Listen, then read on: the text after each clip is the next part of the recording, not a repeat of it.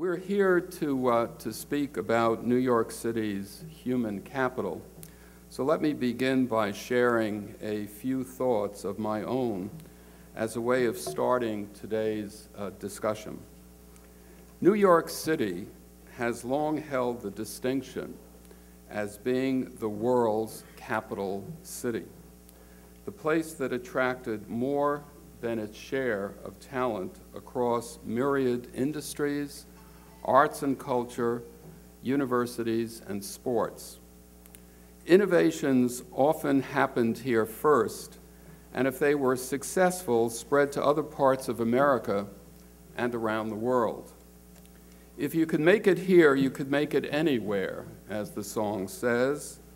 That maxim has often been invoked and has sometimes even been true. But for New York City to continue to lead and to be a beacon for talent, to be that place where ideas are born, developed, and then flower, we must understand that a knowledge-based economy has as its central core people who are highly skilled, well-educated, and look to live in communities and work in communities that understand their needs and reduce the impediments that often put the brakes on forward momentum. New York's strength has long been its ability to attract human capital. If we want to know whether that ability can be sustained in the next generation, I think it's important to identify what traditionally has made New York an attractor and how those factors can continue to draw talent into the future. Let me suggest at least 5 of the city's key assets. First, New York has always been welcoming to immigrants and migrants, educationally, socially, and culturally. No matter where you're from, you can find your native language spoken here, neighborhoods that embrace you, places of worship, and public schools that work. New York also offers unparalleled cultural opportunities. Why work in New York City? Because when you're not working, your life is enriched in countless ways through museums, theater, opera, architecture, literature, history, and every kind of live performance, whether in the heart of the city or in your own neighborhood. Our city also offers preeminent healthcare options, including access to high-end facilities and esteemed specialists. Few things are more emotionally compelling than the health of our families. Being in close proximity to top-notch healthcare offers peace of mind and a sense of security. New York has had great public schools, providing families access to high-quality education. And we all know, and I know really close up, the exemplary efforts of our mayor and Chancellor Goldstein to bring back the stature of the schools. This is a critical effort. Knowing that you can send your children to a public school where they will get an education to prepare them for college has historically been a significant draw for city parents. Likewise, the presence of top-notch universities means not only a range of opportunities for higher education, learning, but the lectures, performances, community service, and research that such institutions bring to this great city. Examples abound of businesses and talent that have sprung up in close proximity to the intellectual capital at our great universities. Just look at Northern California, Route 28, 128, right outside of Boston, the Research Triangle in North Carolina, Midwest universities that have basically transformed the way agriculture is studied and developed. And the latest, the nanotech, which we call Semitech North at SUNY Albany. These synergies have paid off handsomely. I would submit that these are some of the major factors that have made New York City vibrant, factors that have allowed it to attract and retain talented, creative, and highly skilled workers. For generations, people have come to New York City not simply for a job, but for the quality of life that the city provides. In order to sustain the city's human capital advantage, we must preserve these assets. We must sustain the attractors of talent. So how can we capitalize on what the city offers? It won't surprise you that I believe that further improving our public schools and universities must be a priority for New York City. Employees need to know that they do not have to go into debt to ensure that they and their children can get an excellent education, one that prepares them well for the future. Employers need to know that they can draw from a well-prepared workforce pool with a wide range of skills and credentials. New York's public schools are a vital resource for the state. An estimated 79% of students enrolled in grades K through 12 in New York City are enrolled in public schools. Of the city's undergraduates who are enrolled in college in New York State, well over a half are enrolled at a CUNY college. So to a great extent, the city's success depends on the success of our public educational institutions, both K through 12 schools and public universities. Looking forward, I'd like to suggest ways that higher education, with the support of the city and the state, can help New York remain a vital attractor for skilled workers. First, while job training is an essential part of education, a college degree is much more than a job application. Employees and employers will always be well served by a workforce with advanced critical thinking, judgment, and communication skills. In a world that is increasingly unforgiving of those without such skills, a university must maintain a principled, well-rounded, and modern experience. Second, we must emphasize the importance of graduation. Let's be clear, a degree matters. Degree holders earn more over a lifetime than those without a degree, and they have greater career security and resiliency during tough economic times like these. But today, according to the Gates Foundation, only about 20% of full-time students at community colleges nationally earn an associate degree in 3 years. That is unconscionable. We know that there are many reasons why students don't complete their academic degrees: inadequate preparation, financial pressures, family obligations, among many others. We simply must address these concerns more aggressively.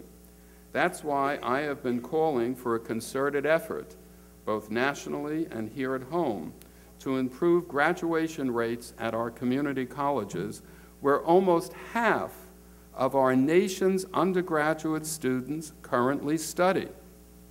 The recent announcement by President Obama to provide $12 billion in funding to community colleges, mostly to boost graduation rates and to challenge us to think about new designs for student engagement and learning, was particularly welcome news. We, here in our city at CUNY, are in the formal planning phase of developing a new community college in Manhattan. The college will address our explosion in enrollment, but most important, it will draw on lessons we've learned from our current initiative with New York City's Center for Economic Opportunity. The program, called the Accelerated Study in Associate Programs, or ASAP, Like the initiative, the new college will incorporate innovative practices into the curriculum to encourage degree completion, such as full-time study and enhanced employment support. This new approach has already put the ASAP initiative on track to graduate at least 60% of its first cohort in 3 years by June of 2010. Right now, nationally, we're at 20%, and we're on target to graduate 60% in that same time frame. A third piece in sustaining New York's attractiveness involves our ability to identify and respond to growth opportunities in emerging and high-need markets. For example, 2 growth areas have been particularly our focus here at CUNY: healthcare and energy. Not only are we graduating more students in these fields, but a new CUNY School of Public Health will soon open in Harlem, and a new School of Pharmacy to be located at York College in Queens, in Jamaica, Queens.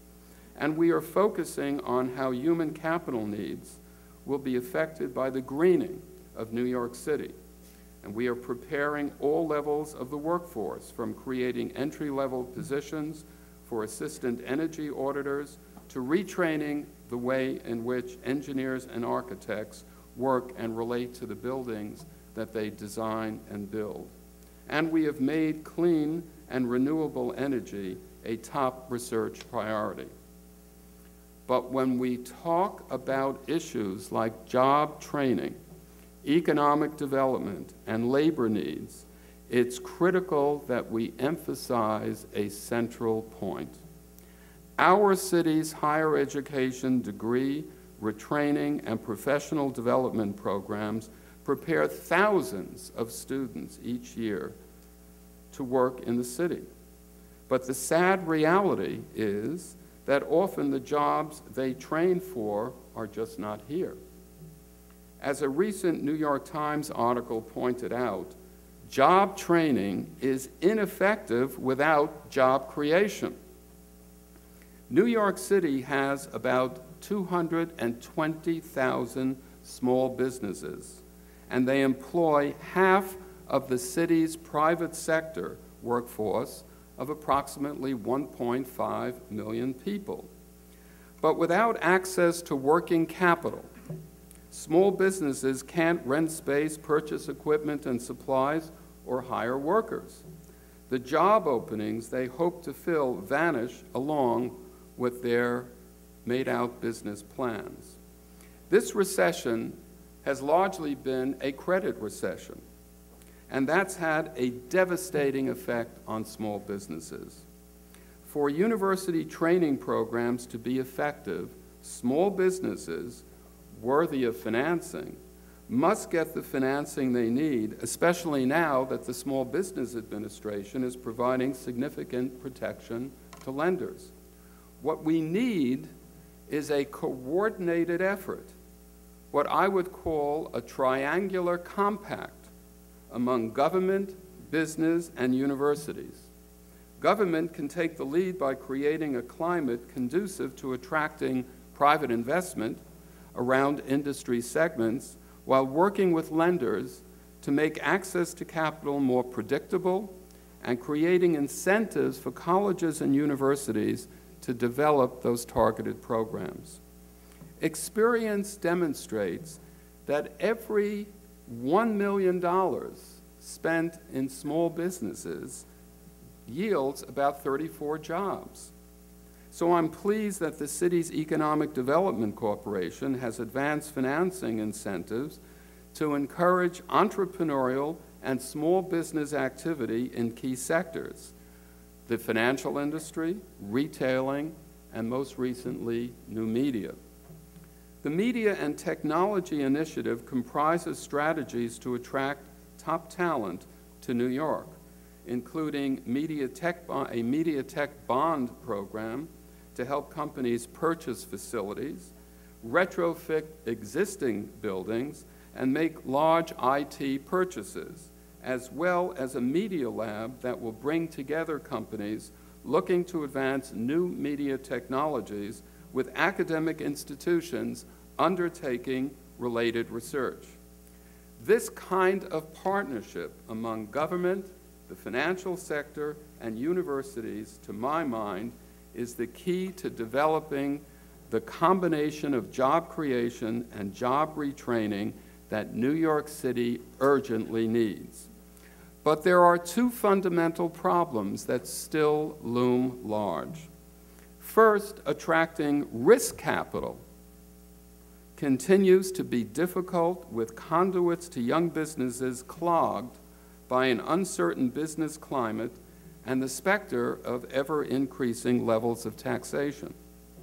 And second, business units continue to lose to other localities outside New York City, due in part to the portability of work provided by sophisticated technological applications. Both work to discourage small enterprises from making commitments in this city. One more equally important area that must be given priority as we consider New York's future, and that's advanced research. Our city and our state rely on universities to be the originator of new ideas, the spur for new industries, the catalyst for economic development and high-skilled jobs. Quality research takes time and resources, and today we exist in a far more competitive environment, both nationally and globally. The stakes continue to get larger and are enormous. Some of New York City's more promising research assets are its premier medical centers, hospitals, and medical schools. Nobody here knows that better than Herb Pardes. One is hard-pressed to find a richer concentration of leading centers of research, teaching, and practice than we have here in New York City. I have long believed, and this is not a voice alone, that the 21st century will be in part known for the advances in biology and medicine, rivaling the importance of Watson and Crick's discovery in the mid-20th century of the structure of DNA. Not only will these advances have profound impact on our lives, but with parallel work in technology, the nanosciences, bioengineering, and yes, applied physics, we will see new tools for diagnosis and treatment of diseases beyond anything any of us can imagine at this point in time. These discoveries have the potential for fueling new fields that will enhance significant job creation. New York City should take the lead, but supporting such high-end research has unfortunately become very prohibitively expensive. That's why I continue to believe the importance of collaboration and shared resources in building our research capacity. A significant example of the power of partnership is the New York Structural Biology Center, which has been developed cooperatively by 10 research centers: CUNY and SUNY, Columbia, Albert Einstein School of Medicine, Memorial Sloan Kettering, Mount Sinai School of Medicine, NYU, Rockefeller University, the Weill College of Medicine at Cornell, and the Watson Center of the Department of Health. By leveraging the work of several partners to advance biomedical research, all of us gain the advantage of high-end equipment necessary for that research. This simply would be out of the reach of any individual institution.